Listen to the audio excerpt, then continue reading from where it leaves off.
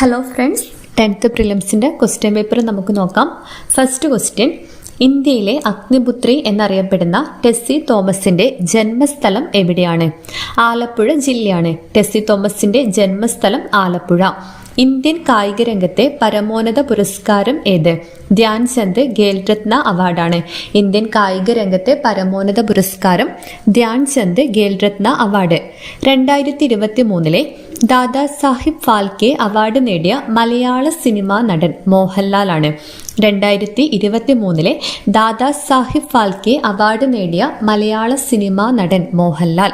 കേരള നവോത്ഥാന രംഗത്ത് ധാരാളം മാറ്റങ്ങൾക്ക് വഴിതെളിച്ച അടുക്കളയിൽ നിന്നരങ്ങത്തേക്ക് എന്ന പ്രസിദ്ധമായ നാടകം രചിച്ചത് VT ഭട്ടതിരിപ്പാടാണ്.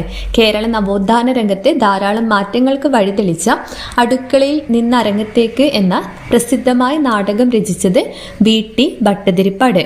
ഇന്ത്യയുമായി കര അതിർത്തി പങ്കിടുന്ന രാജ്യങ്ങളിൽ ഉൾപ്പെടാത്ത രാജ്യം ഇതിലേതാണ്? താജിക്കിസ്ഥാനാണ്. ഇന്ത്യയുമായി കര അതിർത്തി പങ്കിടുന്ന രാജ്യങ്ങളിൽ ഉൾപ്പെടാത്ത രാജ്യം താജിക്കിസ്ഥാനാണ്. അടുത്ത ക്വസ്റ്റ്യൻ, ഉത്തര പർവ്വത മേഖലയിൽ സ്ഥിതി ചെയ്യുന്ന ഹിമാചൽ പ്രദേശ്, ടിബറ്റ് എന്നിവയെ തമ്മിൽ ബന്ധിപ്പിക്കുന്ന പ്രധാന ചുരം ഷിപ്കില ചുരമാണ്.